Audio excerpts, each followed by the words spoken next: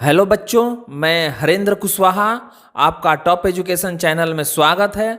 और आज हम लोग बिहार बोर्ड क्लास 11th का पोएट्री सेक्शन का सेकेंड लेसन पढ़ेंगे, the marriage of true minds. Minds मतलब बच्चों दिमाग होता है, लेकिन यहाँ इसका अर्थ मन, आत्मा या दिल होगा। और ट्रू मतलब सच्चा, और मैरिज मतलब होता है शादी, लेकिन यहाँ इसका अर्थ होगा मिलन। यानी the marriage of true minds का मतलब होगा सच्चे दिलों का मिलन। और बच्चों यह एक पोयम यानी कविता है जो विलियम शेक्सपियर द्वारा लिखी गई है। तो बच्चों यह पोयम पढ़ने से पहले हम लोग विलियम शेक्सपियर के बारे में जानेंगे। William Shakespeare, the greatest poet and play right in English. Play right मतलब बच्चों नाटककार, ग्रेटेस्ट मतलब महानतम या सर्वश्रेष्ठ। यानी विलियम शेक्सपियर अंग्रेजी साहित्य के महानतम यानी सर्वश्रेष्ठ कवि और नाटककार थे। Was the third of 8 children born to a glove maker in Stratford upon Avon in England. Stratford upon Avon बच्चों यह एक जगह का नाम है जो इंग्लैंड में है। और ग्लो मेकर मतलब होता है दस्ताना बनाने वाले। यानी इंग्लैंड के स्टार्टफोर्ड अपॉन एवॉन में दस्ताना बनाने वाले व्यक्ति के 8 बच्चों में से ये तीसरे बच्चे थे। यानी बच्चों विलियम शेक्सपियर अपने माता पिता के 8 संतानों में से तीसरे संतान थे। He received little formal education. Formal मतलब बच्चों औपचारिक, और रिसीव्ड मतलब प्राप्त किए या ग्रहण किए। यानी उन्होंने थोड़ी औपचारिक शिक्षा ग्रहण की। At 18 he married Anne Hathaway, 8 years his senior। यानी बच्चों 18 साल की उम्र में उन्होंने अन्य हाथवे से शादी कर ली, जो उम्र में उनसे 8 साल बड़ी थी। सीनियर मतलब बच्चों बड़ी। यानी विलियम शेक्सपियर से उनकी पत्नी अन्य हाथवे 8 साल बड़ी थी। And soon moved to London. और शादी के बाद शीघ्र ही वे लंदन चले गए। Within few years he was well known as a leading actor and playwright. Playwright मतलब बच्चों नाटककार, एक्टर मतलब अभिनेता या कलाकार, लीडिंग मतलब मुख्य, और वेल नोन मतलब प्रसिद्ध। विद इन फ्यू ईयर्स यानी कुछ ही वर्षों में, यानी बच्चों कुछ ही वर्षों के अंदर वे एक मुख्य कलाकार और नाटककार के रूप में प्रसिद्ध हो गए। His great tragedies include Hamlet, Othello, King Lear and Macbeth. Tragedies मतलब बच्चों दुखांत नाटक, और इंक्लूड मतलब शामिल है। यानी उनके द्वारा लिखे गए दुखांत नाटकों में हैमलेट जो 1602 ईस्वी में लिखी गई थी, ओथेलो जो 1604 ईस्वी में लिखी गई थी, किंग लियर जो 1605 ईस्वी में लिखी गई थी, और मैकबेथ जो 1606 ईस्वी में लिखी गई थी, उनकी रचनाओं में शामिल है। He wrote 154 sonnets. सोनेट्स मतलब बच्चों 14 पंक्तियों की कविता। यानी उन्होंने अपने जीवन काल में कुल 154 सोनेट्स लिखे। Some of them are addressed to an attractive young man. Attractive मतलब बच्चों आकर्षक, और एड्रेस्ड मतलब के प्रति। यानी उनमें से कुछ कविताएं आकर्षक युवा के प्रति लिखी गई है। The Earl of Southampton whom the poet urge to marry. Marry मतलब बच्चों यहाँ शादी करना होगा, और अर्ज मतलब उस्काना या प्रेरित करना, और अर्ल मतलब उच्च सामाजिक पद पर पदासीन ब्रिटिश पुरुष या राजा, और साउथम्पटन ये नाम है। यानी कभी साउथम्पटन के उच्च सामाजिक पद पर पदासीन ब्रिटिश पुरुषों को शादी करने के लिए उस्काता है, यानी प्रेरित करता है। Others to a mysterious dark lady. Dark lady मतलब बच्चों सांवली महिला, और मिस्टीरियस मतलब रहस्यमयी। यानी उनकी जो अन्य कविताएं हैं वह रहस्यमयी सांवली महिलाओं के प्रति हैं। यानी बच्चों उनकी कुछ कविताएं आकर्षक सुंदर पुरुषों के प्रति है और कुछ रहस्यमयी सांवली महिलाओं के प्रति। A love triangle two men to a woman is suggested in a number of sonnets. A number of sonnets मतलब बच्चों उनकी अधिकतर कविताओं में, सजेस्टेड मतलब संकेत, और ए लव ट्रायंगल यानी त्रिकोणीय प्रेम, यानी बच्चों उनकी अधिकतर कविताओं में त्रिकोणीय प्रेम का संकेत मिलता है।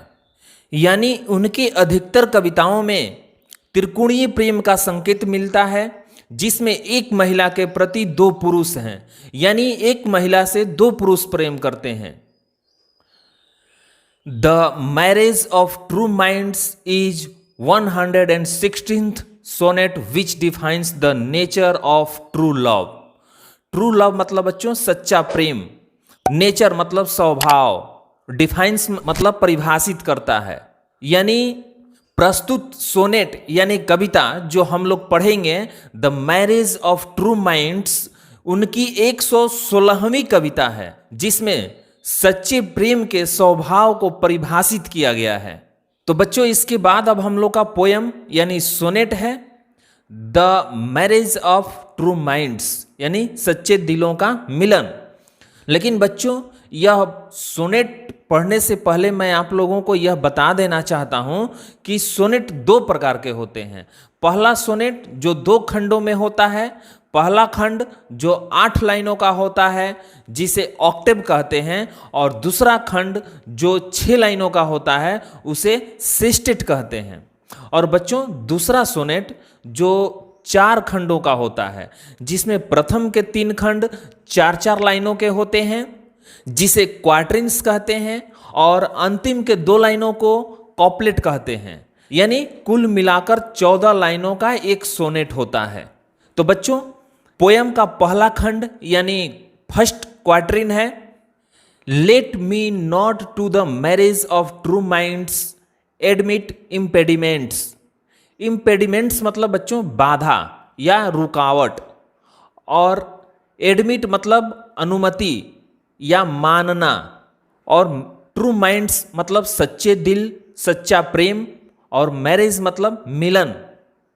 और लेट मी नॉट एडमिट का मतलब होगा बच्चों कि मैं इस बात को नहीं मानता, यानी कभी इस बात को नहीं मानता कि the marriage of true minds impediments, कि कभी इस बात को नहीं मानता कि 2 सच्चे दिलों के मिलन में किसी तरह की बाधा हो सकती है।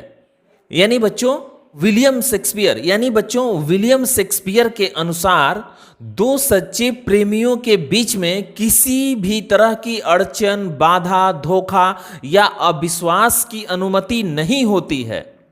Love is not love which altars when it alteration finds मतलब बच्चों पाना, और अल्टरेशन मतलब बदलाव, अल्टर्स मतलब बदलना। यानी कभी कहता है कि लव इज नॉट लव, वह प्रेम नहीं है, विच अल्टर्स जो बदल जाता है या जो बदलता है, व्हेन इट अल्टरेशन फाइंड्स, यानी बच्चों कभी कहते हैं कि बदलने का अवसर पाकर जो प्रेम बदल जाए वह सच्चा प्रेम नहीं होता। जैसे कोई महिला किसी पुरुष से प्रेम करती हो और उससे भी सुंदर या धनवान पुरुष को देखकर उसका प्रेम बदल जाए, या कोई पुरुष किसी महिला से प्रेम करता हो और उससे भी सुंदर रूपवती महिला को देखकर यदि उसका प्रेम बदल जाए तो वह सच्चा प्रेम नहीं होता। और bends with the remover to remove मतलब बच्चों हटाना या मिटाना, और बेंड्स मतलब झुकना या झुकाना। कभी कहता है कि सच्चा प्रेम किसी के सामने झुकता नहीं, किसी के झुकाने से झुकता नहीं है, या किसी के मिटाने से मिटता नहीं है। यानी बच्चों इस कविता के फर्स्ट स्टेंजा में कवि कहता है कि एक सच्चा प्रेम कभी बदलता नहीं है, और अवसरवादी नहीं होता और न ही किसी के मिटाने से मिटता है और न ही किसी के झुकाने से झुकता है। प्रेम अमर होता है। Oh no, it is an ever fixed mark. Fixed mark मतलब बच्चों निश्चित चिन्ह, एवर मतलब सदा। विलियम शेक्सपियर कहते हैं कि नहीं नहीं, प्रेम तो हमेशा के लिए एक निश्चित चिन्ह की तरह होता है। That looks on tempests and is never second. Second मतलब बच्चों हिलना डुलना, नेवर मतलब कभी नहीं, टेम्पेस्ट मतलब आंधी तूफान। शेक्सपियर कहते हैं कि जो आंधी तूफान यानी बड़ी से बड़ी मुसीबत में भी प्रेम अडिग रहता है, वह कभी विचलित नहीं होता। It is the star to every wandering bark. Bark मतलब बच्चों जहाज और वॉन्डरिंग मतलब भटकना। इट इज द स्टार यानी यह ध्रुव तारा ही है। स्टार मतलब बच्चों यहां ध्रुव तारा होगा। कभी कहता है कि यह ध्रुव तारा ही है जो विशाल समुद्र में भटके हुए नौका को यानी नौका चलाने वाले नाविक को सही दिशा का ज्ञान कराता है। यानी बच्चों जब कोई नाविक समुद्र में रास्ता भटक जाता है तो वह ध्रुव तारे को देखकर अपना सही रास्ता अपना लेता है। ठीक उसी तरह अगर कोई प्रेमी या प्रेमिका प्रेम में अपना रास्ता भटक जाता है तो वह प्रेम रूपी ध्रुव तारा को देखकर अपने सच्चे प्रेम की तरफ वापस आ जाता है। हुज वर्थ अननोन यानी जिसकी कीमत अमूल्य है।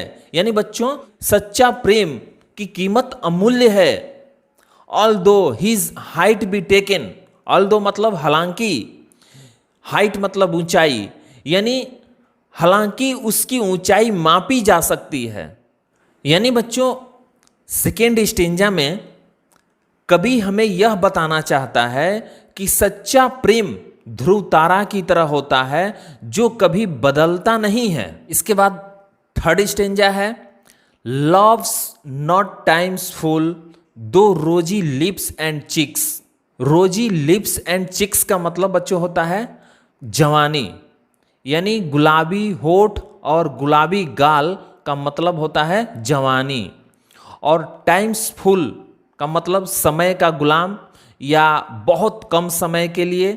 लव्स नॉट, कवि कहता है कि लव्स नॉट टाइम्स फुल यानी प्रेम समय का गुलाम नहीं होता जो समयानुसार बदल जाए।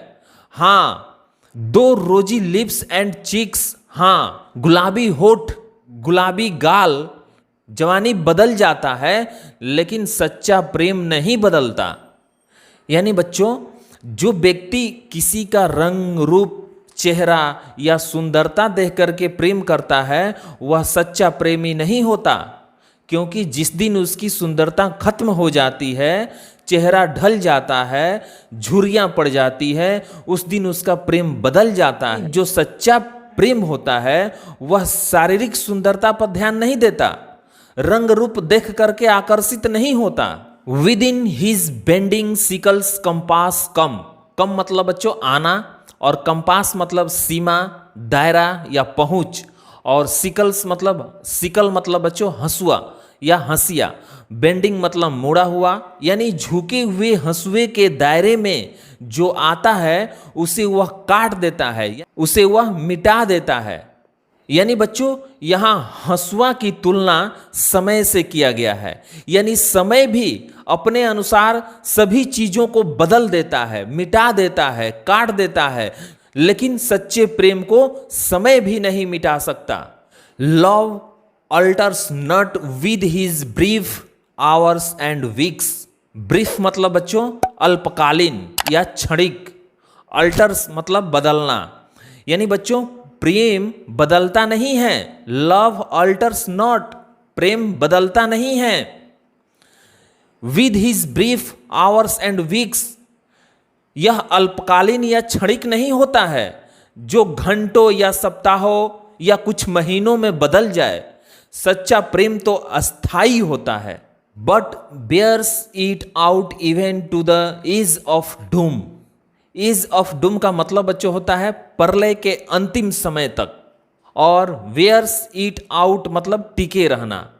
सच्चा प्रेम प्रलय के आखिरी समय तक टिके रहता है लेकिन बदलता नहीं है। बच्चों यहां ईट की जगह पर इफ होगा। If this be error and upon me proved. Proved मतलब बच्चों सिद्ध करना, एरर मतलब गलत। इफ दिस बी एरर यानी बच्चों यदि उपर्युक्त लिखी हुई बातें गलत हुई, यानी कभी कहते हैं कि यदि यह गलत हुआ, यह मतलब ऊपर लिखी हुई बातें अगर गलत हुई, या अपॉन मी प्रूव्ड या किसी ने यह सिद्ध कर दिया कि ऊपर लिखी हुई लाइनें गलत है। I never read nor no man ever loved. Read मतलब बच्चों यह राइट का सेकेंड फॉर्म है, यानी यह रोट का पुराना रूप है, ओल्ड फॉर्म है। और नेवर मतलब कभी नहीं। कभी कहते हैं कि यदि ऊपर लिखी हुई बातों को किसी ने गलत साबित कर दिया, सिद्ध कर दिया, तो मैं यह समझूंगा कि मैंने कभी कुछ लिखा ही नहीं और किसी ने कभी प्रेम नहीं किया। तो बच्चों ये था हम लोगों का poem the marriage of true minds. यदि यह पोयम समझ में आया हो तो वीडियो को लाइक और शेयर करें और इस चैनल को भी सब्सक्राइब करें ताकि मैं जो भी वीडियो बनाऊं आप तक आसानी से पहुंच सके। यदि कोई सुझाव हो तो कमेंट बॉक्स में कमेंट करके बताएं ताकि अगली वीडियो में मैं आप लोगों को और अच्छी तरह समझा सकूं। तो बच्चों आज के लिए बस इतना ही, फिर मिलेंगे नेक्स्ट वीडियो में नेक्स्ट चैप्टर के साथ। तब तक के लिए धन्यवाद।